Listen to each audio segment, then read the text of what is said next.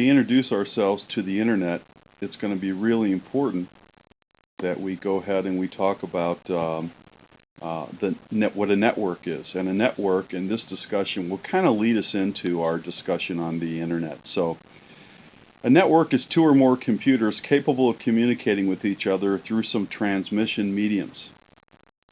Now there's a whole bunch of different kinds of transmission mediums. At your school, when you guys take a look at your, if you have a network, a wired network, to connect the computers, you're using something called twisted pair wire. When you have cable access to the internet, you have cable TV, that black, thick cable that has a pin on the end, that's called a coaxial cable. That can be used as a transmission medium.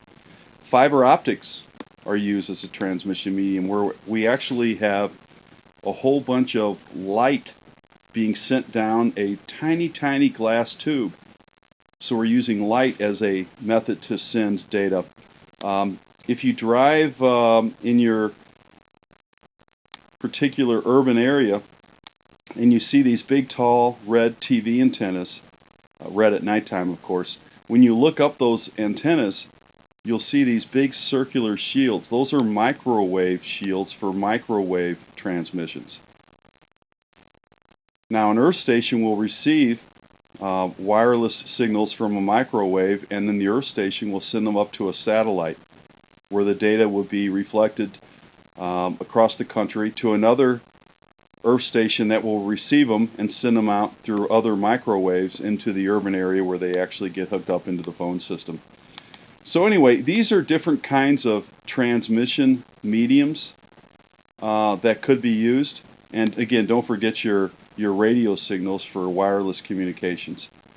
So all these are the different kinds of ways that our computers can communicate using different transmission mediums.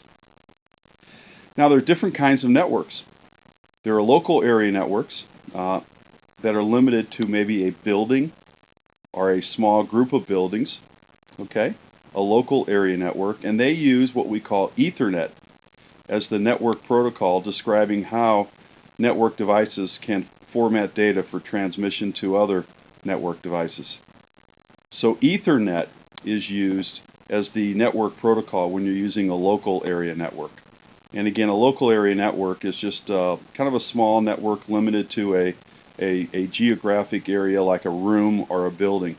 A WAN, a wide area network, I used to think a good example of that would be the, like the highway patrols or the police network. If you get pulled over and you're going to, get a ticket as you're driving across country, the police officer takes his time getting out of the car because he's checking a wide area network to see if your plates are stolen, the car that you're driving with those plates has been stolen or whatever. So law enforcement uses a wide area network. There are campus area networks. The state university at wherever you live has probably a very large campus, and they would provide a campus area network. A virtual private network is a network, say, of a company that has, I'm just going to give you a small example, maybe 20 or 30 computers that are connecting, but they're not in any one area. They could be anywhere, but only people within this specific virtual network have access to the data on that network. So a virtual private network. It's not limited. A virtual private network is not limited to a geographic place. And of course, we all have our home networks. And the biggest network of all is the internet. Now, why do people network? People network to share peripherals, to share equipment. In your school, you have 15 or 18 computers maybe in a classroom sharing a printer. People network to share an internet connection. At your house, you have 5 or 6 computers connected to the same internet connection. So you are networking to share that internet connection. People network for communication. Networks facilitate communication and collaboration. People network to share files. People network to make it easier to maintain a room full of computers. In the old days, if we wanted to upgrade a piece of software on 30 computers, we'd have to go to the individual computers. and put new software on. Now you can actually simply do that through the network. So a network makes it easier to maintain a large number of computers. And in many cases, guys, today in your homes, your entire home entertainment system is brought to you through your network, through your home network. Now, there are different network topologies. That means how the network is set up. A bus topology has one main cable called a backbone, and each computer or node taps into that cable. It's really easy to install, but you are limited to really a specific number of devices. I mean, when I say that, it may be 24 or whatever, but you can't have an unlimited number of devices in a bus topology. There is sort of a number, maybe 24, where it starts to break down and it doesn't work as well. If the backbone, if the cable fails, the entire network goes down. Now, a ring topology, each node has two immediate neighbors, one to the left, one to the right, so to speak.